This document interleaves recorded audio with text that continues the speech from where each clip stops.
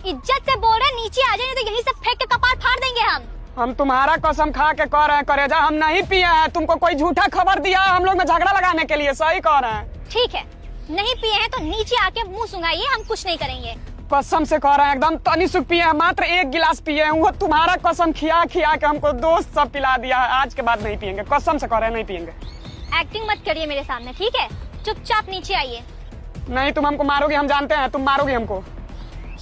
ठीक है, नहीं मारेंगे, लो आओ नीचे। नहीं, हम नहीं आएंगे, तुम मुआ दोगे, हम जान नहीं रहे तुम कितना गुस्सा में आई हो, हम नहीं आएंगे। ठीक है, हम अभी पुलिस को फोन कर रहे हैं। जब पुलिस आएगा ना तो आप तो क्या, आपका भूत भी नीचे आएगा। हम आपका नशा उतारते हैं अभी। अरे सुनो ना, सुनो, आ रहे हैं, पुलिस को मत बुलाओ, हम आ रहे हैं। हम कसम से कह रहे हैं करेजा, ये गलत संगत में पड़ के हम खाली बर्बाद हो गए हैं। दोस्त सब इतना हरामी है, हमारा जानबूझ के हमको पिला देता है। उस सबसे रिश्ता खत्म कर देंगे हम। आज के बाद से उस सबसे बोलबे नहीं करेंगे, आज से कब्बू नहीं करेंगे। सुनो ना।